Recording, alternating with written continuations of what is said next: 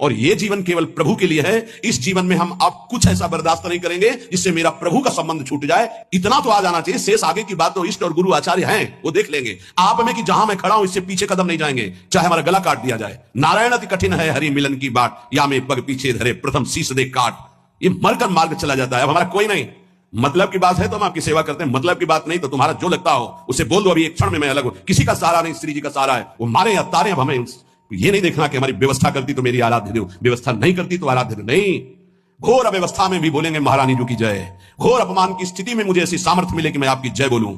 सम्मान और प्रीतानुकूलता में तो सब जय बोलते हैं, अपमान निंदा और विपत्ति की स्थिति में भी जहां कोई सहयोगी न हो, मैं आपकी जय बोलूं और आपको सराह सराह करके उस दुख और विपत्ति को सहूं। ये वो मार्ग है। अब कोई हमारा पति है, कोई हमारा प्रीतम है, कोई हमारी पत्नी, कोई हमारा भाई, कोई मित्र नहीं। नाते नेह राम के मनियत सुहृद सुसेव्य जहालो, अंजन कहा आंख जो फूटे। इसका अर्थ तो समझो, वो संबंध क्या जो हमारी भक्ति को नष्ट कर दे। अंजन कहा आंख जो फूटे, बहुत कहो कहा लो। इसलिए उपासक, ये जीवन की बाजी अनंत जन्मों से हारते चले आओ, इस बार जीतने का नंबर आया है।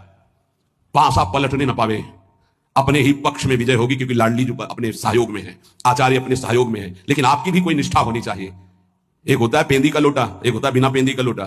पेंदी का लोटा जहां रख दो वहां अपना स्थान बना लेता है, और बिना पेंदी का लोटा ढड़कता रहता है। उपासक बिना पेंदी का लोटा नहीं होना चाहिए। इधर से धक्का मारा उधर चला गया, उधर से धक्का मारा उधर चला गया। नहीं, अब वो ऐसी परिस्थिति है। ऐसा परिस्थिति को रॉन्ग करके अपनी स्थिति में रहना, इसी का नाम उपासना है। शब्द को याद करो, परिस्थितियों को रॉन्ग करके स्थिति में रहना, उसी तभी तो तुम्हारी बहादुरी है। परिस्थिति में डाउन हो गए, गिर गए, फिसल गए, परिस्थिति में रौंद दिए गए, तो फिर क्या, फिर पढ़ाई करो। पता नहीं किस जन्म में परीक्षा में पास होंगे। ये होगी परीक्षा हमारे हो तो बस इस हमारे पन में बाधा नहीं पड़नी चाहिए। तुम गाली भी दोगे तो बर्दाश्त हो जाएगी, जैसे अपना छोटा बच्चा। हमारे पन में फर्क नहीं पड़ना चाहिए। ये अपनापन, हमारापन स्वामिनी जी के प्रति यदि हम पहुंचा दिए तो अवगुण करे समुद्र सम गणत न अपनो, जाना आपका काम बन जाएगा। ऐसा ना सोचो कि उपासना में परीक्षा नहीं आएगी। वासना की, शरीर संबंधियों की, ये सब परीक्षाएं आएंगी। बार बार स्त्री, बार बार पुरुष बनते हुए भटक रहा हूं, कौन रोक पा रहा है? आज अवसर मिला है आचार्य और गुरुदेव की कृपा से इस चक्र का भेदन करने का। आप इस चक्र के भेदन की सामर्थ्य तुम में हो तो बात करो, अन्यथा राधा राधा जपो। तुम्हारा जो कर्तव्य है वो हमारे साथ करो, नहीं तो जाओ।